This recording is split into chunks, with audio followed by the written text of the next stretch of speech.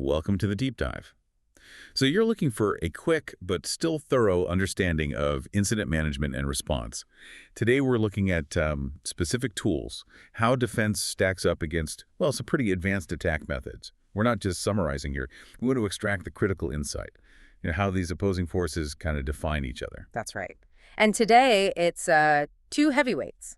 Loki, the scanner designed to find trouble, and then Mimikatz, which is really the industry standard for pulling Windows credentials.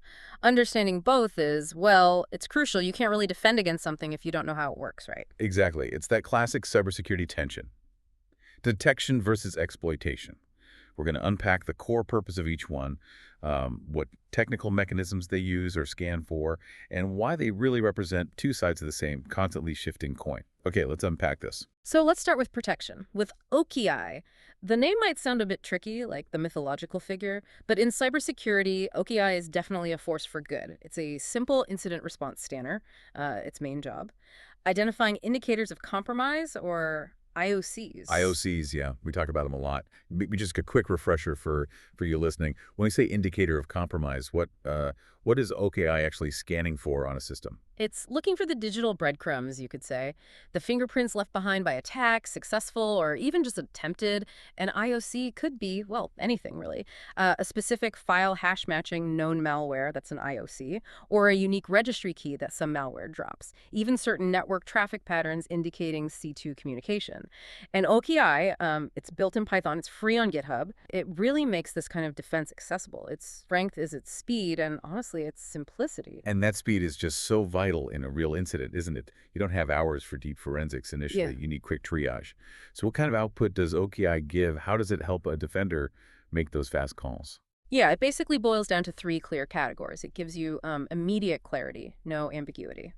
First, the ideal result. Clean system, good news. Then you have the warnings. Suspicious means it found something odd. Needs a human to look closer, maybe a weird file location or something. But the most serious is indicators detected. That means Loki found a definite match, a known bad signature from its database. It confirms a known threat is, or at least was, present on that machine. Okay, so Loki is like the system's tripwire, scanning against known attack patterns, these IOCs. But as we know, attackers are always innovating, trying to get around that kind of static detection.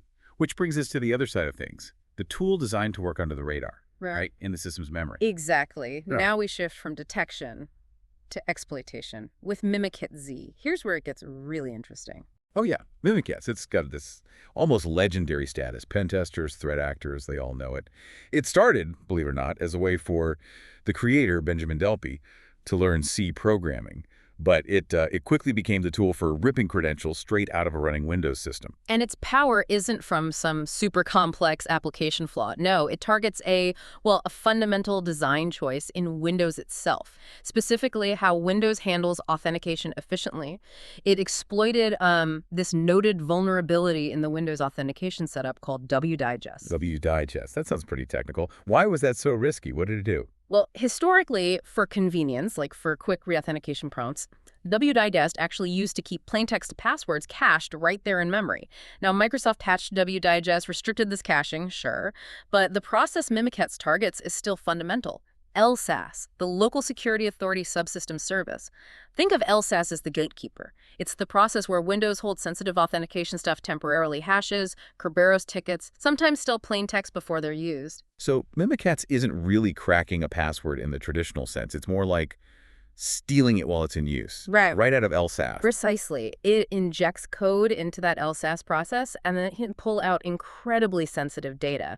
We're talking plain text passwords if they're there, encrypted hashes like NTLM hashes, PIN codes, and really crucially for moving around a network, those valuable Kerberos tickets. Kerberos tickets. Let's pause on that. Why is grabbing a ticket often more valuable than just getting a password hash? For you listening, what's the big deal? Okay, think of a Kerberos ticket like a temporary verified ID badge for the network. Once you log in with your password, Windows gives you this ticket, so you don't have to keep typing your password for every single network share or server you access. Now, if Mimikatz pulls that ticket from memory, an attacker can just reuse it. That's the pass the ticket attack. They can authenticate as you across the network without ever needing your actual password. Instant access. Wow. And it doesn't stop just there, right? Mimikatz enables even more advanced stuff. Yeah. Attacks that go way beyond impersonating one user. We're talking about moves that can totally break network trust, like pass the hash, and the really bad one, forging golden tickets. Exactly. Pass the hash is simpler, using just the NTLM hash, the stored version of the password, to log into services that accept it. Again, no password needed, but golden tickets.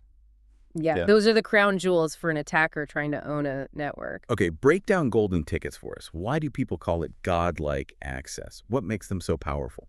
A golden ticket is essentially a fake but perfectly valid Kerberos ticket, but it's not issued normally. It's created by the attacker after they've compromised the master key for the entire domain, the hash of a special account called KRBTGT on the domain controller. Once they have that key, they can forge a ticket for any user, claim they're anyone, including the top domain administrator. And the implication of that is devastating, I assume. Yeah. Totally devastating. The attacker can set this fake ticket to be valid for like 10 years Yeah. or longer. It grants them almost invisible long-term access to everything in the domain. Doesn't matter if passwords get changed, doesn't matter if the original account they forged it for gets disabled. It's the ultimate persistence. Often, the only way to be sure you've kicked them out is to completely rebuild the domain's trust structure. Painful. So if we put them side by side, OKI is simple. Scans for known, static patterns, IOCs. Mimikatz is dynamic, hits memory directly, enables these really advanced persistence techniques. So what does this all mean for the incident responder, the person caught in the middle? Well, yeah, that's the challenge, isn't it? If Mimikatz is grabbing credentials straight from dynamic memory, from LSAS, and it's using these sophisticated, often fileless techniques like pass the ticket, how does a scanner like OKI even stand a chance? Is defense always just reacting? That's the key question, yeah. If the attack doesn't leave a traditional file on the disk, what is OKI supposed to find? It has to look deeper. It needs to find the artifacts, the footprints of the operation itself. Okay, Mimikatz's main goal is credential theft, sure, but it's not one simple program. It's a toolkit, organized into specialized modules. And using those modules, even carefully, can leave detectable traces, trails that can become IOCs for AlgoI. Ah, the modules. Right. You mentioned things like standard crypto, C06, or Burrows earlier. Exactly. When an attacker uses Mimikatz, they run specific commands via these modules. The C06 module, for instance, that's the key part that actually talks to LSAS to dump the credentials. Now, if a defender understands how C06 works, they can create signatures for Loki, signatures that look for the specific memory access patterns, or the process injection methods, or maybe registry changes that Mimikatz causes, even if only for a moment. Okay, so follow that thought. If an attacker tries to forge one of those super-powered golden tickets, they'd have to use the Kerberos module in Mimikatz, right? So maybe that activity, messing with Kerberos keys, that's the anomaly loci, could be configured to spot. Precisely. The defense isn't always about predicting the next brand new zero-day exploit. Often it's about understanding and detecting the output and behavior of the known powerful tools attackers rely on. Loci might not stop the initial WD digest exploit, maybe not. But it should be able to detect the signs left behind when the Kerberos module tries to create or use that golden ticket. It's that practical knowledge, knowing C06 dumps credentials, knowing the Kerberos module enables ticket attacks that lets defenders write useful IOCs for Loki.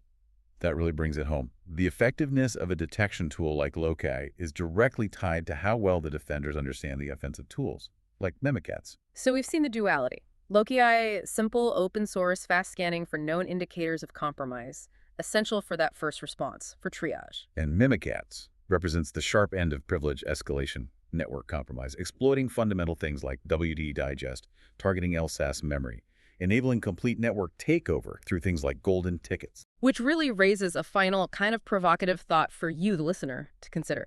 Think about how cybersecurity evolves. Often, the biggest leaps in defense happen right after a major offensive technique becomes known.